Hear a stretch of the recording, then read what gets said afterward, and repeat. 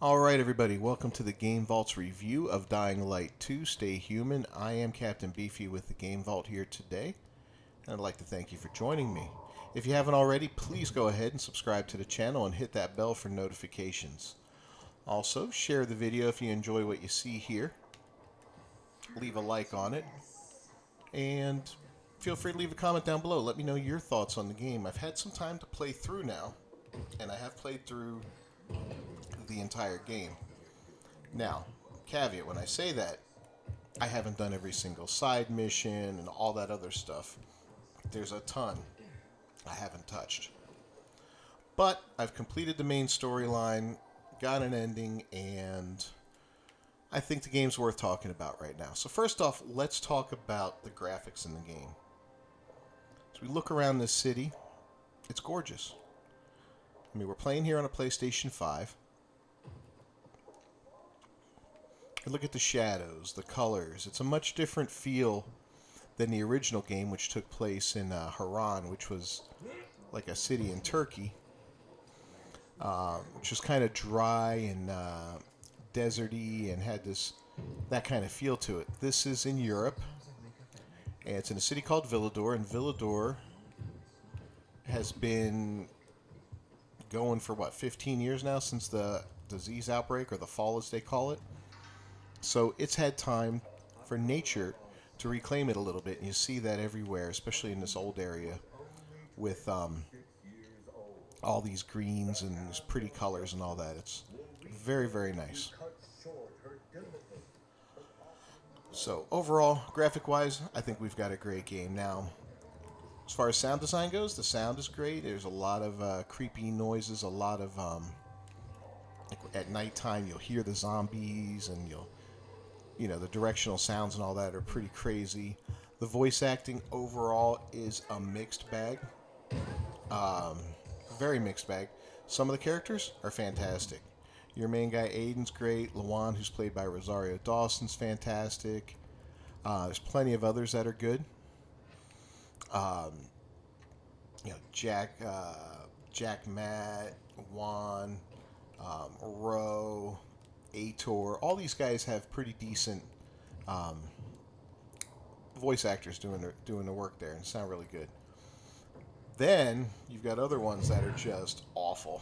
I mean, really bad. And I'm talking about a lot of the guys that play the Renegades, which is like this crazy faction of. They're almost like the bandits in Fallout type games, if you're familiar with Fallout. They wear masks, they do horrible things, they have bandit camps, they're just not nice people overall. But their voices are weird, they sound, I don't know, it's just got this weird vibe to it. And so they're kind of a mixed bag. And then some of the lesser characters that you come across for different little side missions and whatnot, some of them are just downright campy at times. And that could be a little annoying. I mean, it's funny sometimes with some of these accents and all that, but then in other times it's kind of weird. Here we are in a European city, and we've got a wide variety of accents. I get the whole diversity thing and all that, but it tends to be a little distracting when you've got such a wide diversity. You would think that if the world fell and everything went to hell in a handbasket, then you wouldn't have Irishmen and Englishmen and Mexican and all these other funny accents all in one location in the middle of Europe. You'd figure it would be pretty heavily European, maybe a little bit of influences from around the area, but that's about it. So that's kind of goofy, but it is what it is. It's cool. Moving on to the gameplay, the combat system, and let's start with the skill trees. So unlike Dying Light, the original game, you only have two skill trees here, combat and parkour. Every time, and these level up separately depending on what you're doing. The more fighting you're doing, the more combat you're leveling up, and the more parkour stuff you're doing, these jumps and kicks and all that, the quicker that levels up. And as each of these level up, you get to put a point in here. Every skill costs 1 point. It's not like 1, 2, 3 and all that, like some games, which makes it very frustrating to level up some higher level skills because you'll have to go up several levels to get there. So that's good. But the trees overall are not that exciting. I find myself engaging in plain old melee combat or using my bow, jumping around using the basics for the most part. I really haven't explored all of these skills, and to get through the game, it wasn't really necessary to exploit them all. Now, there are some fun ones. Like the ability to slide is nice. The ability to run alongside a wall. The tic-tac one is great. Dashing, drop kicking. There's all kinds of interesting skills that will help you out in battle. Come over here. So here's like the drop kick one. That thing's a lot of fun. You can kick a guy right off a building. You know, power attacks, which is basically your standard heavy attack that most games that involve melee already have built in, but it's there. You've got some passive ones here for the bow, like adding piercing and bonus damage. This one will let you fire up to 3 shots at a time, targeting 3 characters, which is cool. Precise aiming, that lets you zoom in, and then this one lets you do it while you're parkouring, which is cool. So anyway, there's a lot of variety here. Not a super amount, but enough, I guess. If I remember correctly, the original Dying Light had 3 skill trees, one of them being focused on survivor skills, which helped, I believe if it was with crafting items and finding items and the quality of stuff, if I'm not mistaken. I don't really remember 100%. It's been a couple years since I've played that one. So there's that. But overall, the skill trees are okay. Now down here is where it gets kind of interesting. So you have health, stamina, and immunity. And these are all upgraded by using inhibitors. Inhibitors you find in certain drops in the game. They're called GRE drops. And it takes 3 of them to level up one of these skills. Okay? So, how does that work? So every time you level up one of these skills, either your stamina goes up or your health goes up. And in either case, your immunity lasts a lot longer. When you start off in the game in the very beginning and you haven't upgraded anything, I believe you have roughly 4 minutes of immunity, which is not very long. So let's break it down real quick. Health, of course, is your basic health. It's how much damage you can take in combat. Stamina is how many moves you can do before you need to recover your stamina, and stamina recovers quickly, or how long you can run, and it also controls how long you can fly your paraglider that you get later in the game. So, and when you're climbing and stuff like that, it lets you climb higher the more stamina you have, because when your stamina runs out, you fall. And that can be very bad when you're trying to traverse up a side of a building or something. So, early game, it's probably best to build your stamina up a little bit more than your health. It seems to be a little easier to just use a basic block and not take a hit than it is to, if you only have X amount of stamina, you're not going to make it to a certain spot if it's going to take X plus 1. So you may as well level up your stamina first. Maybe do a 2 or 3 to 1 ratio on it as you go. But in either case, both of these, when you upgrade them, will add a little bit of time to your immunity timer, which is great. And as you can see, we're already at almost 9.5 minutes here. That's a long time in game to not have to worry about turning into a zombie. What's that? Yeah. So at nighttime, and this is the only time it's really relevant, you can actually spend too much time outside in the dark, away from UV lighting like this, and get turned into a zombie, which is basically the end of the game for you at that point. You'll have to reload your last save, so that's a sucky thing. But all over the map, there are safe houses that you can liberate and acquire. Some of them are a little complicated to do, some of them aren't so complicated, so it is what it is. But the more you do, the quicker, or the more you unlock, the more safe places you'll have to stop in the middle of the night if you're running around trying to level, or you're in the middle of a big chase and so forth and so on. So there's that. So the skill system, not horrible, but definitely could use some improvement. I'm hoping the next that down the road there's something that improves on it a little bit. If I remember correctly, Dying Light, the original, ended up changing their skill system after a while. And I don't remember what they did exactly, but I believe they added almost like legacy or something skills that would make certain things more powerful. I don't remember, but we'll see. So combat. Hey, buddy. Combat in the game is melee based. There are not, like in the original Dying Light, you could go in there, find rifles, pistols, and so forth. There were bows too, if I'm not mistaken. So there was a lot of ranged combat. Ranged combat is almost non-existent in Dying Light 2. There are no guns in the game. I should say there are no standard guns in the game. You can get something called a boomstick. Great nod to Sam Raimi and Evil Dead there. But what that is it's basically a two-use weapon that you can fire off a shotgun around, and after 2 shots it breaks and you have to make another one. And there's a blueprinted item, so there's that. You can upgrade it, and I don't know what the upgrading does. I haven't really messed with it, but I believe it might give you another couple shots or just make it do more damage. In either case, it's, it's a cool item and all that, but it's not something you're going to be relying on. You're not going to be making tons of those and run around blasting everybody with a shotgun. It's just not going to work that way. Alright, so what else do we have here? So, combat consists a lot of this right here. Just running up and whacking the hell out of guys. And then looting. And as you can see, a lot of the looting doesn't do much. You also have takedowns like you did in the original. Snapping guys' necks. Unless you make them aware of you.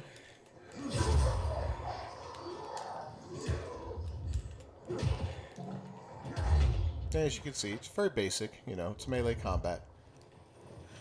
They didn't rewrite physics or reinvent the wheel for this. It's just standard stuff. But it works, It works well.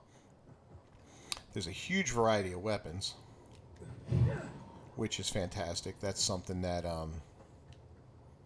was greatly appreciated, as the more variety in weapons you have, the more different ways you can kill guys, it just adds to the game. A lot of fun. It's just a different factor to it that makes it more enjoyable. Yeah, I'm able to hit somebody with a big wrench or a hunk of pipe. It's cool and it's fun. Then we get stuff later on like katanas and homemade axes, and it just gets wild after a while. So there's that. Now, looking at weapons in the game, go here to inventory. So you have different levels of weapons. Like a gray weapon is a very basic weapon, and you got the green one, which is uncommon. You got the purple one, which is rare or unique. I don't know, but it's rare. And then you've got the artifact ones, which are the best of the best, right? Some of these, as you can see, like this one here, have slots in them, mod slots. This one has a tip socket and a shaft socket available, and a charm socket. We don't have any charms yet. But some weapons will have 3 of those slots available, which the third one allows you to put a different, I think it's a grip mod. It's a grip socket of some sort. So in any case, you can take a weapon and you can modify it by putting in one of many different mods that you have.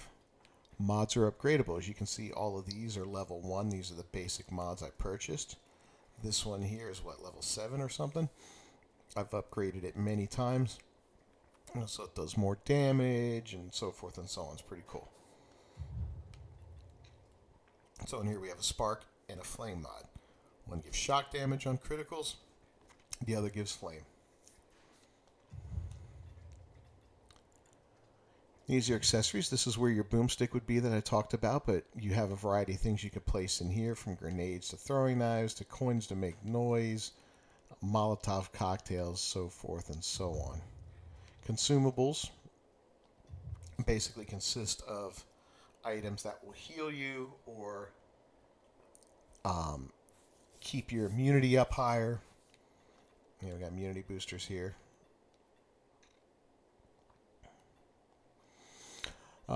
This one is a rage booster, just increasing your resistance and so forth. So anyway, different things that will do different stuff for you. You have a great crafting menu here. You have an unlimited amount of crafting parts you can have, so that's not a problem. But as you want to craft items, it clearly shows you the cost of crafting them.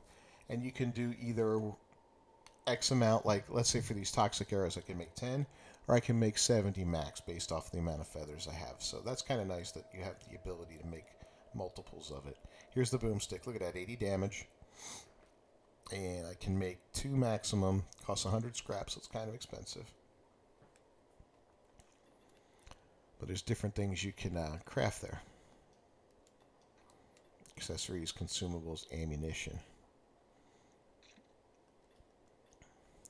There are collectibles in the game too. As you can see, we've collected a few mementos, a couple tapes, and just a few pieces of graffiti. Nothing big there. Now the map itself is large. Look at this. So this is where you start off in Old Villador. And your first main hub of action is going to be this bazaar here. It's a good settlement. There's a lot of people there. The ability to buy and sell things. A bed, a stash box, all that good stuff. So there's that. Fast travel is enabled by opening up metro stations like this one.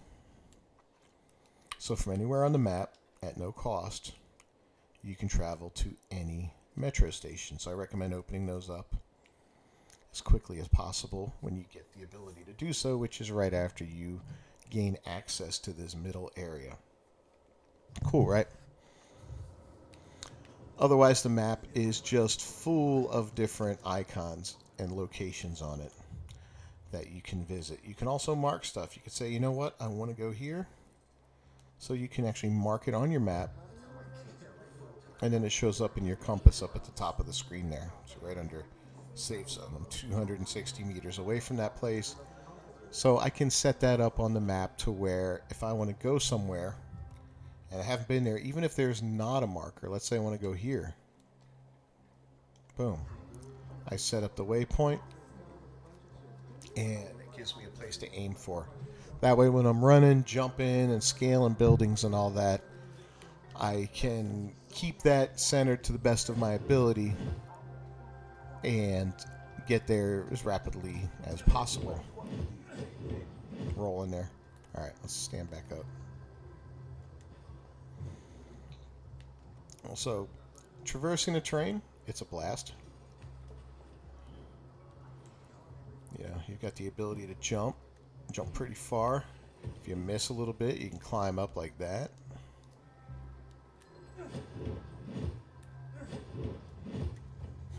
Good times. Alright.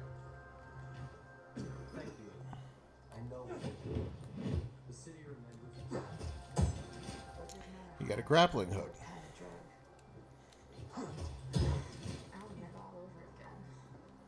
Let's see. Pull us up a little bit there. The grappling hook can connect to all kinds of places.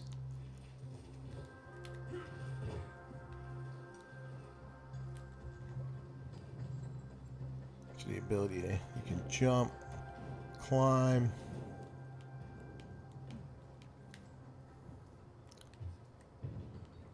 If you get good, you won't do that. So anyway, there's a lot to do in the game as far as parkour and just running around and all these different moves you can make. All over the city you have places like this with this mattress and tires in it. Those are little safe areas to drop down into from great heights. They will break your fall. I believe cars and buses will do the same thing. They just kind of... Hey, bud.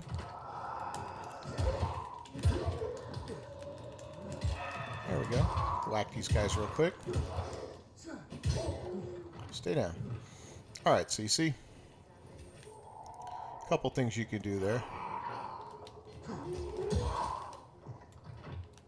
Where'd he go? Oh, it's back there.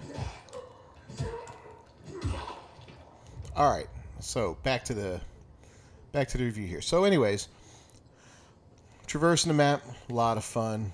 There's a lot of variety on how you can do it. A lot of things you can do to get around that we can swing a little bit. Anyway, so traveling's a lot of fun. Now the day-night cycle in the first Dying Light, the day-night cycle was brutal. You know, you went out during the day, and until you had that first mission that forced you to go out at night briefly, I think it was to recover a drop of some sort, if I remember right, you didn't go out. Night never fell until that mission came, and then it fell, and then you went into a regular day-night cycle, and it was brutal because you had creatures called volatiles that came out at night, and they would tear you to pieces in no time. They were horrific. They were hard to escape from, and they would just destroy you. So you didn't really want to go out in the original Dying Light at night until you were powerful enough to handle it. This game, however, you'll want to go out at night as soon as possible. Why is that? So you do have volatiles in the game, but they're not roaming around aimlessly like they were in the first Dying Light, where they were pretty much everywhere. And they were usually in groups of 2 or 3, if I remember correctly. And once they found you and pursued you, you had to run, and find yourself a safe house, which there were some in there, but not nearly the number that there are in this game. So nighttime was a nightmare.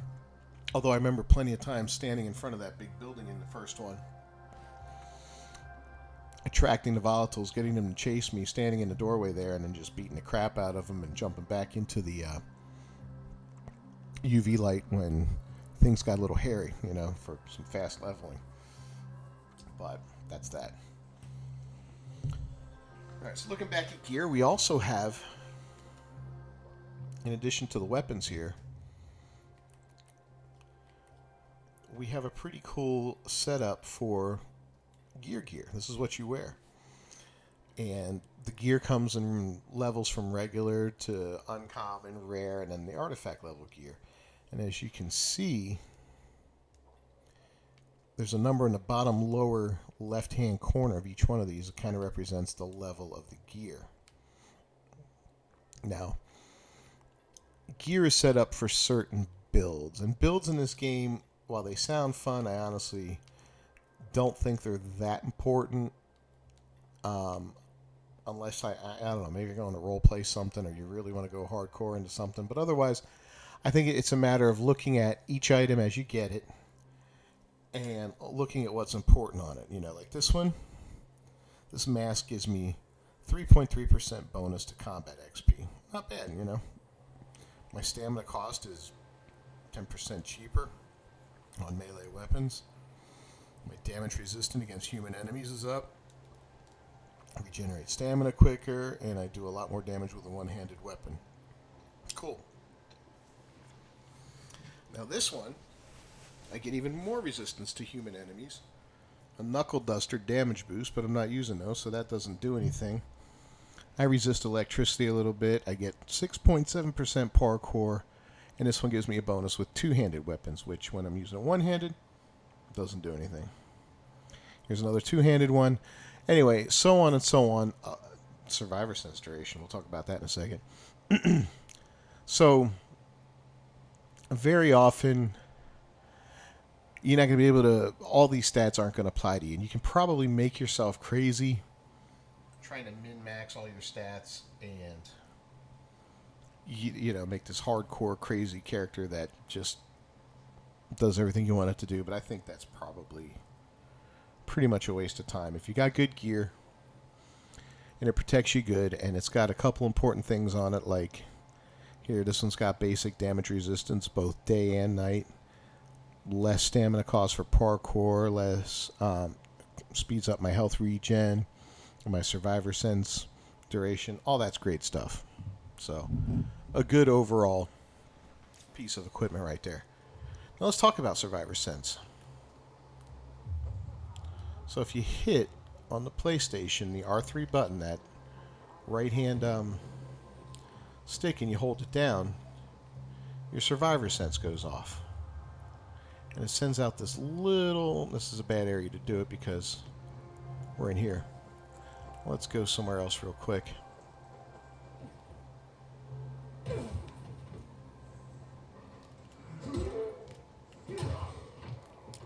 You see we hit it and these guys turn red for one thing. Let him get past me there.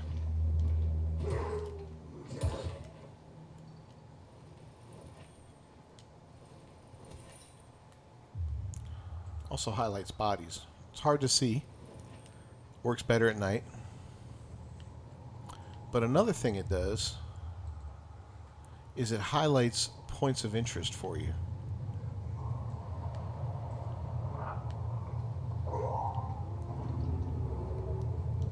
What? Come here. I'm sorry I hurt you.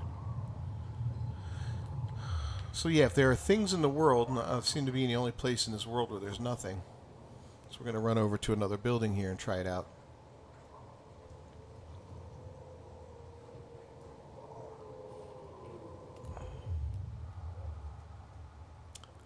Okay, we see something glowing here. And this just indicates it's a searchable container. Yeah, we got a little scrap out of it. Over here, there's some green ones, right?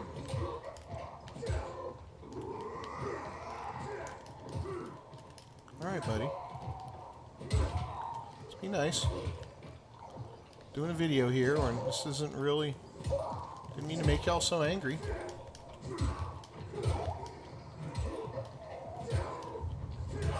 Come on. Oh, yep, there's you two, and I got a couple more. Good Lord, there's a party going on. Anyways. Look at that, I ran out of stamina. Even with all the stamina I have, I ran out of stamina. Okay. So we hit that survivor sense again, and in here, look, we've got a bag. Come on. And another bag. We search these. And there's another one. So it'll show you different colors. I wonder what happens. Made him a little angry. But it will show you different indicators. Purple, green, gray. And that kind of indicates the type of stuff you're going to find. You'll also find some that are like that gold color for artifacts, which will show you it's usually a rare item. Like a rare or an artifact weapon or an artifact piece of clothing. Or like a military medical kit, which is great. I think he's going to blow up. Yep, he blew up.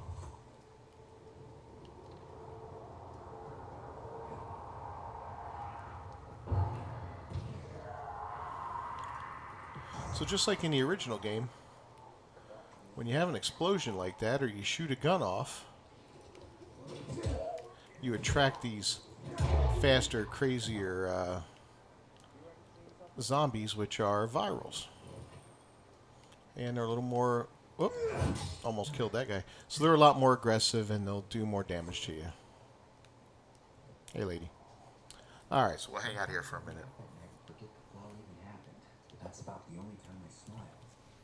So, you know, the loot system's cool. It kind of ramps up with you. There are some ways to circumvent it and get more loot, and we might do a video on how to get high-level loot at a low level. I'm thinking of doing some tips and trick videos and stuff like that. I won't do glitches and all that. There are a ton of glitches in the game, and quite frankly, that's not my thing. I'm not into that. Especially in a game like this, it's a single player for the most part game. I mean, yeah, you can co-op it and all that, but it's designed to be a single player game, and it really tests your skill as far as combat and resource management and parkour and all. So there's a lot to it. And if you just go ahead and glitch yourself, 10,000 arrows, well, now where's the fun? You got no resource management to go. I mean, yeah, granted, you don't have to worry about making another arrow for the rest of the game, but still, that kind of sucks. Yeah, I made a lot of arrows with this character, and I used a lot of arrows with my bow, and I ran out of arrows, and then I ran out of ways to make arrows, and it was a little frustrating. I'm not gonna lie, it was tough, and I was like, damn. But you know what? It forced me to go back to melee, and it forced me to realize that, hey, in this post-apocalyptic world, arrows are a commodity. I'm gonna have to be careful with them.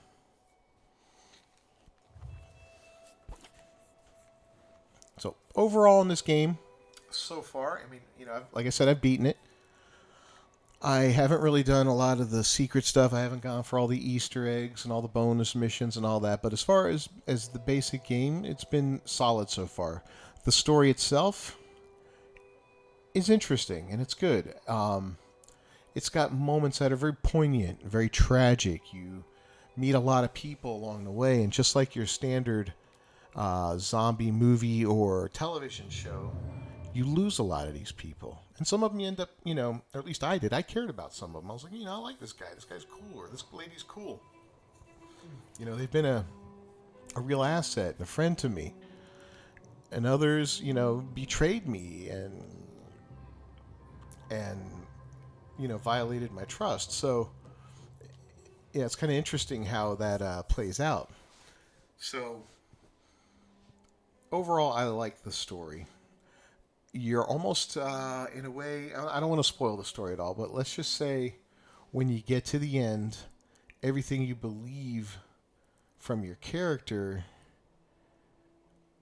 might not be the way things actually are. Things kind of switch up on you a little bit, and it's a little disconcerting to where you're like, well, wait a minute. I I'm not like that. I didn't do that. What is this? So it's kind of cool. So overall, I'd give the story a pass. It's good. Some of the side quests are fun. Some of them are goofy. Some of them are just downright silly. There are events that you can do, like a GRE anomaly events, which is a nighttime event only. There's stores and places you can look into at nighttime that will give you loot that's either valuable loot or good crafting loot. So the different types of places like dark hollows and so forth. There's a lot of activity that rewards you to go out at night. Getting a chase going at night is a fantastic way to make a lot of XP. You get a chase by stirring up the virals, and you can do that easily by going up to a howler and kicking it, and then it'll scream, and that'll attract all these other zombies to you, and then they just chase you. And what you do in that case, or what I usually do in that case, is back myself up into a defensible position and just start swinging and fight them off as hard as I can for as long as I can. And then loot all the bodies for trophies and all that other great stuff that you get from them. So, a lot of fun there. Overall, I'd probably give the game a 7 out of 10, maybe a 7.5 out of 10. It's fun. It's great. Because I beat it in about a week. And that's not a complete butt kicking, and it was on an easy level because I did it for the channel and wanted to just basically get through the story and all that so we could move forward and do some other stuff. I do plan on doing a second playthrough. That's going to be right to hard mode, which should be very exciting, I think. Hard mode is probably going to be quite the challenge. And it involves more resource management and all kinds of stuff. So I'm looking forward to doing that and just going through and picking this place apart piece by piece, just region by region. And I'm sure it'll only increase my fondness for the game. So, highly recommend Dying Light 2 Stay Human. If you haven't picked it up already, go for it. It is well worth it, and it's got a lot of content to it. I think it took me about 50 hours to beat the main part of the game, and I wasn't speeding through it. I did some side stuff and got distracted here and there. Spent some time farming here and there, and and little things like that. But for the most part, I stayed true to the story itself. I didn't do some major delays or anything like that where I just, went and played for 10 hours of side missions and farming or anything like that. So, highly recommend the game. Well, thank you for joining me on my Dying Light 2 review. I know it kind of rambles and I have no structure to this. This is my first review on a game, so hopefully as these are done, we'll get better and better with them. But thanks for joining me. Once again, I'm Captain Beefy with the Game Vault. If you haven't already, please subscribe to the channel and ring that bell for notifications. Don't forget to share the video. Leave a comment down below. Let me know your thoughts on the game. If you've played it and played through it, what did you like? What did you not like? And what are you looking forward to? I understand we've got some DLC that may be out already. Some kind of Peacekeeper pack or something like that that's supposed to be releasing any minute now. I'm going to look into getting that and see if we can download that. I think it's just items like armor and all that, and from what I understand, they're dividing it up into 3 drops over 3 days, which is kind of weird to me, but whatever. Maybe that frees up the servers. I don't know. Who knows? So anyway, but once we see how to get that, we'll go through and do a video on that, and then we'll do some tips and trick videos and all that. In the meantime, every day I've still got videos releasing from the series as I played through it. Beat it back a week or so ago, so these things have been done for quite some time, but they're just scheduled for release on a daily basis. All right, everybody, well, I'll see you next time. Thanks for joining me. Stay human.